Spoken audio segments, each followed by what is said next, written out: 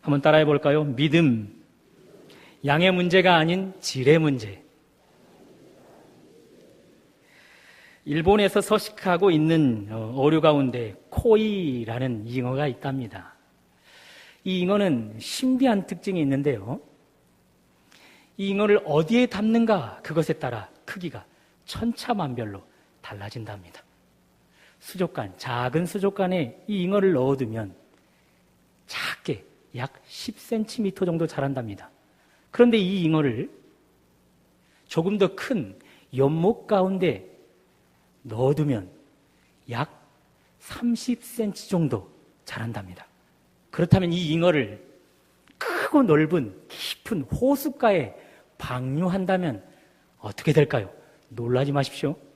작게는 1m, 크게는 30m까지 자란답니다. 얼마나 신기합니까?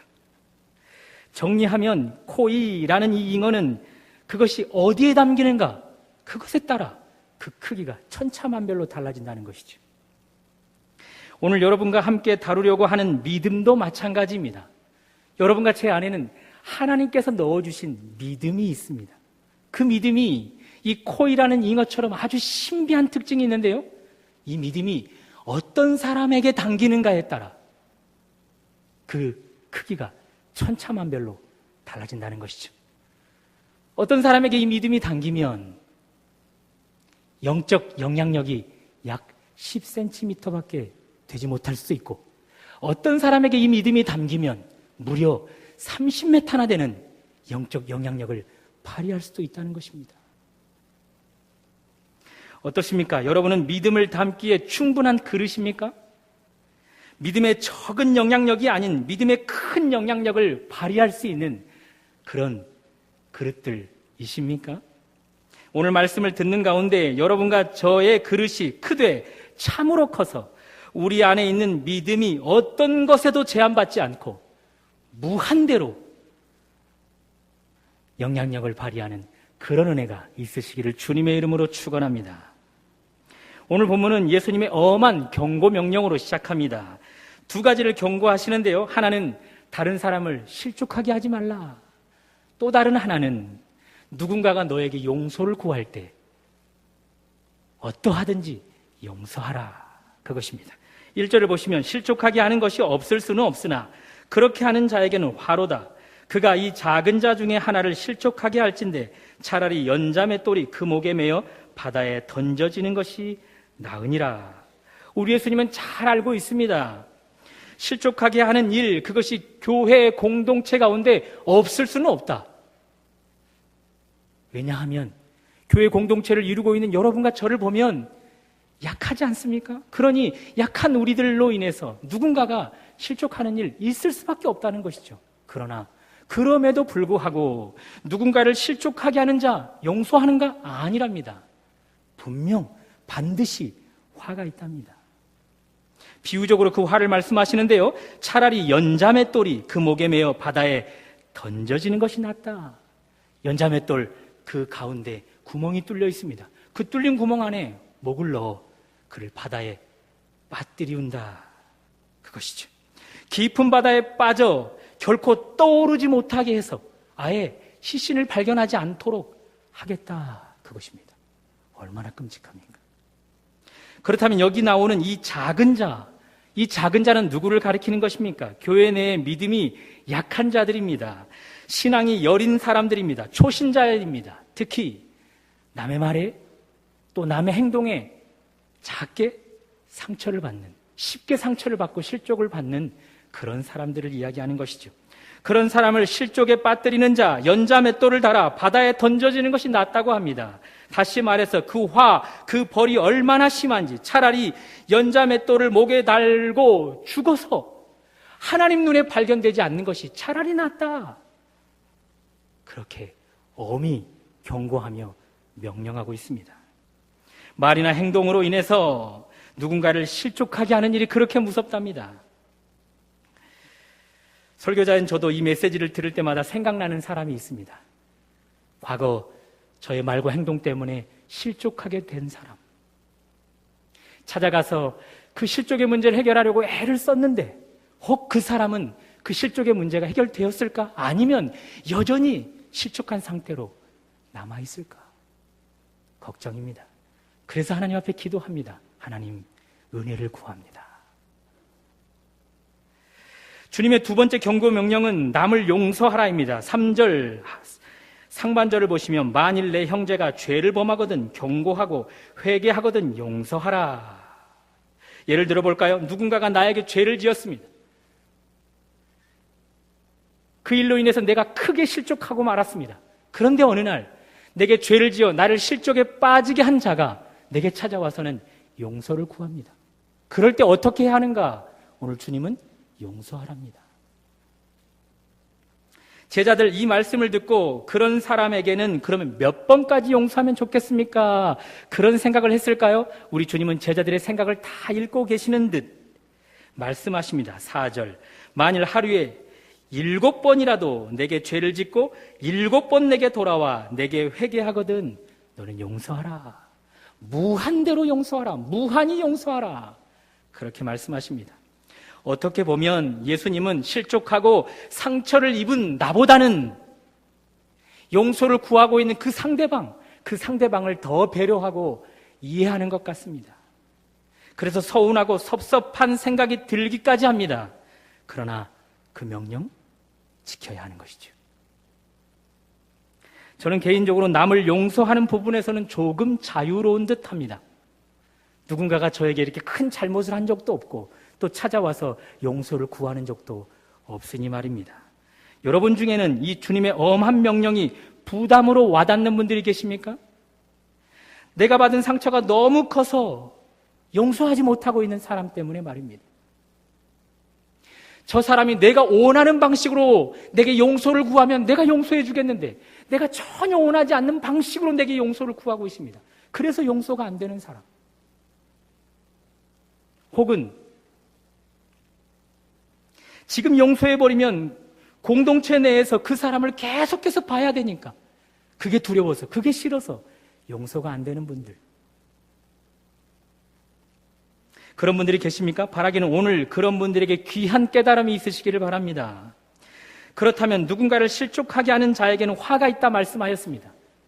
누군가가 나로 인해 실족하게 됐을 때 그 사람에게는 차라리 연자맷돌을 메어 목 바다에 던져지는 것이 낫다. 그 화가 있을 것을 말씀하였습니다. 그렇다면 누군가가 내게 용서를 구해올 때 용서하지 않을 때는 어떻게 되겠습니까? 그런 사람에게도 화가 있겠습니까? 학자들은 같은 입장을 취합니다. 실족하게 하는 자에게 연자맷돌을 목에 메어 바다에 던지는 화가 있듯이 그 화 뒤에 나오는 문제에도 연결되고 있음을 이야기합니다. 다시 말씀드리면 형제가 용서를 구할 때 용서하지 않는 자에게도 연자맷돌을 목에 메어 바다에 던져지는 것이 차라리 낫다. 그것입니다. 그러므로 여러분과 저는 이 두 가지 명령에 순종하여 화를 면해야 합니다. 그 어떤 작은 자라 할지라도 실족하게 하는 일 없어야 합니다. 나를 아무리 화나게 한다 할지라도, 내게 큰 죄를 지었다 할지라도, 그 사람이 내게 몇 번이나 거듭 죄를 지었다 할지라도 용서를 구하고 나온다면 언제든지 무한히 용서해야 합니다. 그래서 이 화를 면해야 하는 것이죠. 어쨌든 예수님은 이런 엄한 명령을 제자들에게 주셨습니다. 그때 제자들의 반응입니다. 5절 사도들이 주께 여짜오되 우리에게 믿음을 더하소서 하니. 누군가 실족에 빠뜨리지 말아라. 하루에 7번이라도 용서를 구하는 자에게는 무한히 용서하라. 그 명령을 들은 제자들 겁이 덜컥 났나 봅니다. 걱정이 태산 갔나 봅니다. 자신들이 그 명령을 지키기에는 아직 연약하다 생각이 들었나 봅니다. 그래서 주님께 믿음을 더해달라고 믿음을 구하고 있습니다. 그때 주님의 응답입니다. 6절 함께 읽어보실까요? 시작. 주께서 이르시되 너희에게 겨자씨 한 알만한 믿음이 있었더라면 이 뽕나무더러 뿌리가 뽑혀 바다에 심기어라 하였을 것이요 그것이 너희에게 순종하였으리라. 주님의 대답은 분명합니다. 누군가를 실족하게 하지 않는 일, 또 누군가를 용서하는 일, 그것은 믿음의 양의 문제가 아니라 믿음의 질의 문제라. 오늘 설교 제목처럼 말입니다. 다시 말씀드리면 그 일은 더 많은 믿음을 얻어 믿음의 양이 쌓이면 할 수 있는 일이 아니라 이미 가지고 있는 질이 좋은 믿음, 그 믿음으로 얼마든지 할 수 있는 일이라 주님은 그렇게 말씀하고 계시는 것이죠. 우리는 누군가가 내 말과 행동으로 실족하게 되면 쉽게 생각해버리는 경향이 있습니다. 실족하게 한 나를 반성하며 화를 당할 것을 두려워하여 그 죄를 회개하며 나아가야 하는데 오히려 저 사람 왜 저렇게 약해? 이 정도의 말도 이 정도의 행동도 소화시킬 수 없는 사람이란 말인가? 이건 내 책임이 아니야. 전적으로 연약한 저 사람 책임이지. 누가 저렇게 연약하라나? 아니 내가 내 입 가지고 이 정도의 말도 못하나? 내가 내 교회에서 이런 행동도 하지 못한다나? 뭐 그럼 바보로 살란 말이야? 주님이 엄히 명령하시는 누군가를 실족하게 하는 자는 화가 있도다. 그러므로 실족하지 않게 하려고 내 안에 있는 믿음을 발휘하여 아무도 실족하지 않게 해야 하는데 그 믿음이 있기 전의 경험, 믿음이 있기 전에 그 감정 그대로 그것을 앞세워 살아가는 일들에 우리는 더 많이 힘쓰고 있다 그것이죠. 그런 사람들은 핑계처럼 이야기하죠. 믿음을 더 주시면 나 역시도 누구에게 상처 주는 일 없을 수 있겠습니다. 주님은 그런 기도가 잘못됐다라고 이야기합니다. 용서의 문제도 마찬가지입니다. 누군가를 용서 못하는 것 사실 나의 자존심 때문이 아니겠습니까? 왜 내가 저 사람을 용서해야 되는가? 나는 저 사람한테 이렇게 큰 상처를 받아 이렇게 힘들어하고 괴로워하는데 나에게 상처 주는 저 사람 역시도 나처럼 고통스러워해야 되는 것이 아닌가? 나처럼 아파해야 하는 것이 아닌가? 왜 내가 저 사람을 용서해서 왜 저 사람을 편하게 만들어 주어야만 하는가? 용서해버리면 나만 억울하잖아. 또 용서해버리면 이 내 아픔, 내 상처 누가 보상해 주는가? 그러면서 내 자존심이 그 사람을 용서하기를 허락하지 않는다는 이유 때문에 하나님이 넣어주신 그 믿음으로 그 사람을 용서하는 것을 싫어합니다. 그 넣어주신 믿음, 질 좋은 믿음, 그 믿음으로 얼마든지 용서할 수 있는데 얼마든지 자기 자신의 자존심을 뛰어넘을 수 있는데 그래서 용서를 통해 하나님이 주시는 참 기쁨도 맛볼 수 있는데 말입니다. 신약 성경을 보면 우리 예수님이 깜짝 놀랄 만한 믿음을 소유하는 자들이 있었습니다. 일명 큰 믿음의 소유자들이었죠. 첫 번째 주인공은 한 백부장이었죠. 100명의 군사를 거느리던 장군, 이방인이었죠. 로마로부터 유대 땅에 파견된 군인이었습니다. 감사하게도 그에게 믿음이 있었습니다. 예수님을 믿는 믿음. 어느 날 백부장이 사랑하는 종이 병들어 죽게 되었습니다. 그때 백부장 자신 안에 있는 믿음을 따라 행동합니다. 사람을 보내 예수님께 종을 구해달라 요청합니다. 우리 예수님 그 요청을 받고 곧 그 백부장 집으로 향하는 길이셨습니다. 그 소식을 접한 백부장 당장 사람을 보내죠. 주여 수고하지 마소서. 제 집에 들어오심도 저는 감당하지 못합니다. 그렇다고 제가 죽게 나아감도 감당하지 못하겠습니다. 그러니 그저 말씀만 하사 내 하인을 낫게 하소서. 그 말에 깜짝 놀라신 우리 주님, 주위를 둘러보며 이렇게 말씀하십니다. 이스라엘 중에서도 이만한 믿음을 만나보지 못하였노라. 여러분에게 물어보겠습니다. 이 백부장, 당시 다른 사람들보다 큰 믿음을 받은 것입니까? 우리 하나님께 말입니다. 다른 사람은 그저 평범한 믿음을 받았는데 이 백부장만은, 이방인 이 백부장만은 하나님으로부터 큰 믿음을 받은 것입니까? 아닙니다. 동일한 믿음을 받았는데 그는 이 믿음을 담는 그릇이 컸던 것입니다. 큰 믿음의 소유자였던 한 남자를 살펴보았습니다. 이제 공평하게 큰 믿음의 소유자였던 한 여자분을 살펴보았으면 좋겠는데요. 이 여인도 선민 유대인이 아니었습니다. 이방인이었습니다. 가나안 여자로 이방인이었죠. 감사하게도 그녀에게도 믿음이 있었습니다. 어느 날 그녀의 딸이 흉악한 귀신에 붙들리고 말았습니다. 그때 그녀도 믿음을 따라 반응합니다. 예수님께 달려갔지요. 딸을 고쳐달라 요청하였습니다. 바로 그때 우리 예수님 한 번도 보지 못한 굉장히 낯선 말과 행동을 합니다. 이렇게 말입니다. 나는 이스라엘 집에 잃어버린 양 외에는 다른 데로 보냄을 받지 않았다. 자녀의 떡을 취하여 개들에게 던짐이 마땅하지 아니하니라. 예수님의 이 선포로 말미암아 졸지에 그녀는 개가 되고 말았습니다. 그럼에도 불구하고 믿음을 따라 그녀는 이렇게 반응합니다. 주여 올소이다마는 개들도 주님의 상에서 떨어지는 부스러기를 먹나이다. 예상 밖의 행동을 하고 있는 그녀를 보며 주님이 깜짝 놀라십니다. 아마 너무 놀라 뒤로 넘어지진 않았을까 생각이 듭니다. 그러면서 주님은 말씀하십니다. 여자여, 내 믿음이 크도다. 내 믿음이 크도다. 내 소원대로 되리라. 다시 물어보겠습니다. 이 이방 여인, 선민 이스라엘 사람들보다 더 큰 믿음을 허락받은 것입니까? 아니면 무시를 당하고 짓밟히자, 예수님께 그런 무시와 짓밟힘을 당하자 갑자기 믿음이 부쩍 자라나 버린 것입니까? 둘 다 아닙니다. 동일한 믿음을 가졌지만 그 믿음을 담아내는 그녀의 그릇이 컸던 것입니다. 생각해 보십시오. 이만한 믿음을 만나보지 못했도다 칭찬을 받은 백부장, 내 믿음이 크도다 칭찬을 들었던 가나안 여인, 둘의 공통점은 믿음을 가두어 두지 않았습니다. 자신 안에 들어있는 믿음이 일할 수 있도록 자신의 의지를 활짝 열어드렸습니다. 코이 잉어를 수족관에 가두는 것보다 강이나 호수에 방류할 때 그 크기가 말할 수 없을 정도로 커지는 것처럼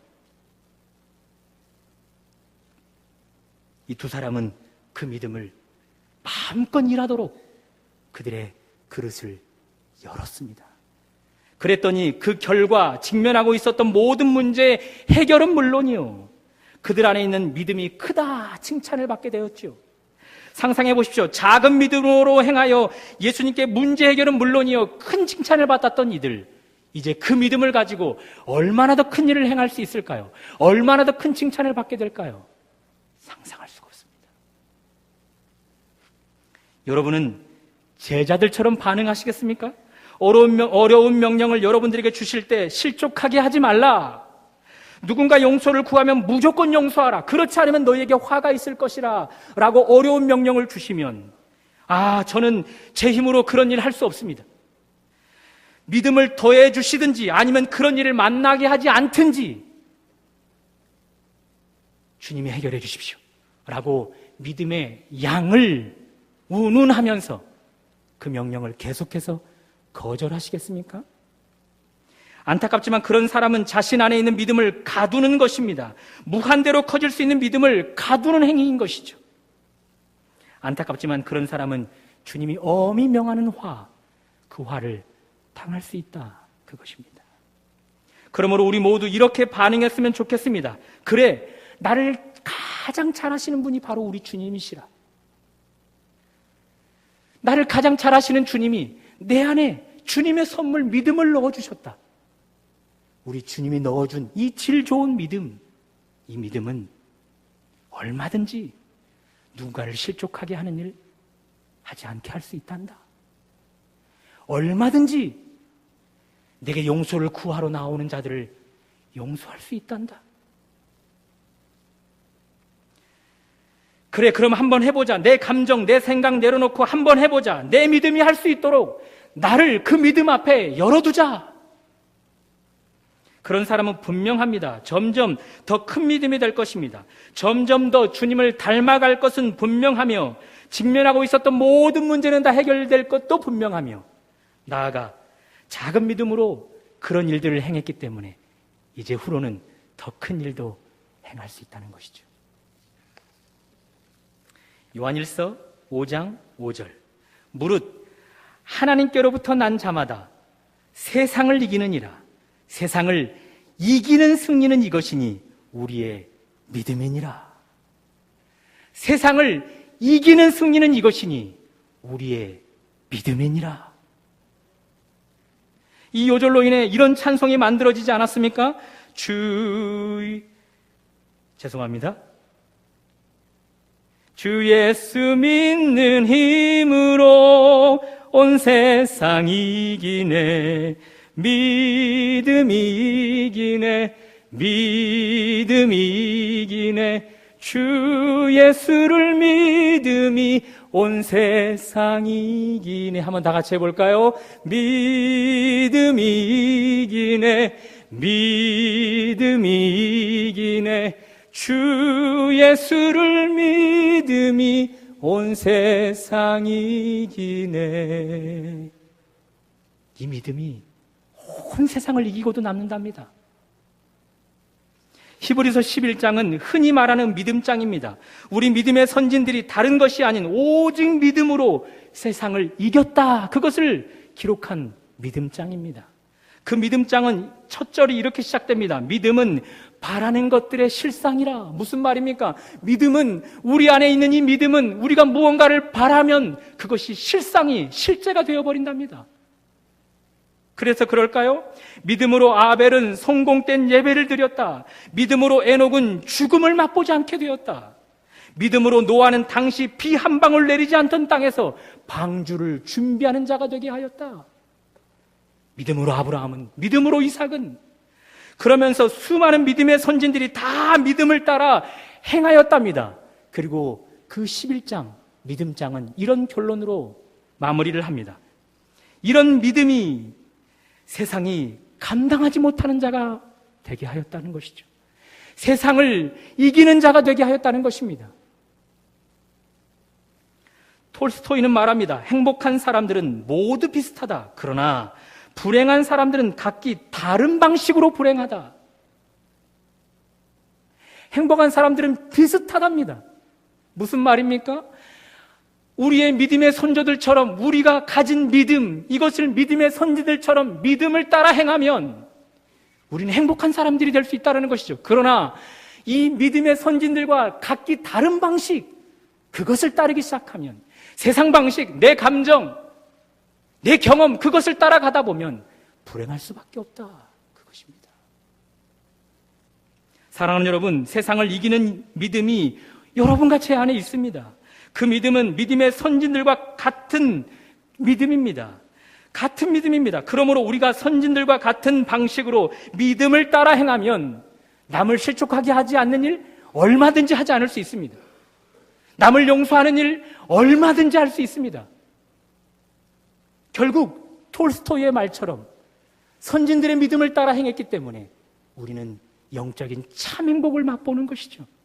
그러나 반대로 똑같은 믿음인데, 선진들이 가진 똑같은 믿음을 우리는 가졌는데 각기 다른 방식, 내 생각, 진리와는 다른 방식, 내 경험, 내 감정을 따라 붙들고 살아가면 각기 다른 방식으로 살았기 때문에 남을 실족하게 하는 일로 화를 당하고 남을 용서하지 않는 일로 화를 당하는 불행한 인생이 되고 만다는 것입니다. 사랑하는 여러분, 이제 선택하셔야 합니다. 어떻게 하시겠습니까? 믿음을 따르면 얼마든지 할 수 있습니다.